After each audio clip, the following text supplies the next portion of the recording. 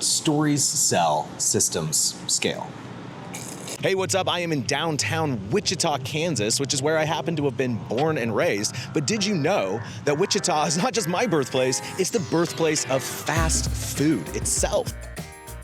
But Matt, that can't possibly be right. I mean, like In-N-Out, McDonald's, all those places, those are from Southern California, or fast food probably started in New York or Chicago.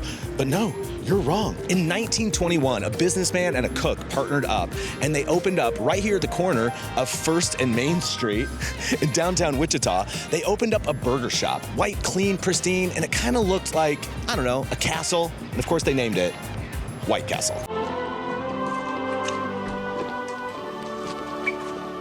Legend says that they named it White Castle because they wanted to portray the sense of cleanliness, right?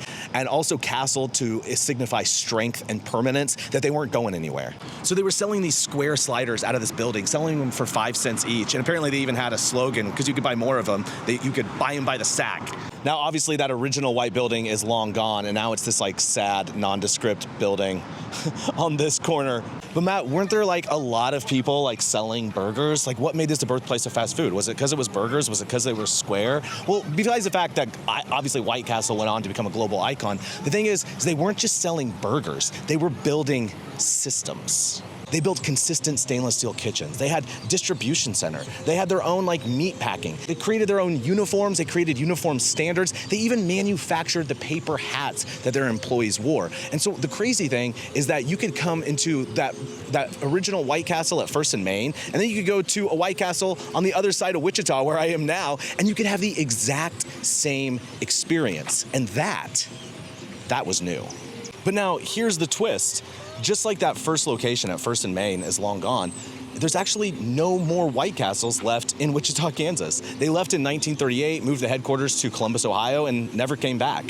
White Castle went on to become a global icon, has grown, contracted over time. Now there's like 350, 400 locations only in the US. But what was really birthed here was the infrastructure of fast food that still lives on today. But wait, there's more! I'm at Wichita State University, which is my alma mater, and happens to be the birthplace of another fast food legend. Fast forward to 1958, and two brothers, Frank and Dan Carney, started serving pizzas out of their dorm room here on the Wichita State campus, which led them to open up a shop down the street, which of course they named Pizza Hut. Now, some might say that Pizza Hut really grew in scale because it leaned into marketing, branding, the story. I mean, really, Pizza Hut became synonymous with that iconic red roof, which gave birth to my favorite internet song. It used to be a Pizza Hut, it used to be a Pizza Hut, it's not a Pizza Hut anymore, but to me it still is. So everything from Book It and red roofs became iconic as part of American culture.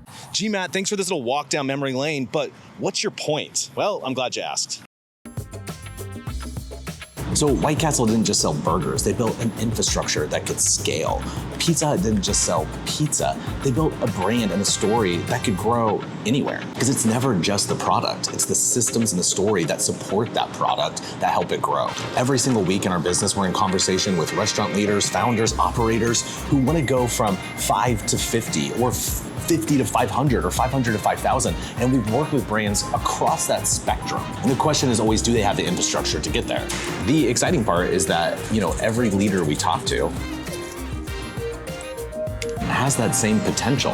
And like White Castle and Pizza Hut, it might start in the place you least expect it. And in 100 years, it might not even be in the same spot. Or it might turn into something you never imagined. Every global brand was once just a local story in somebody's hometown. And yours could be next.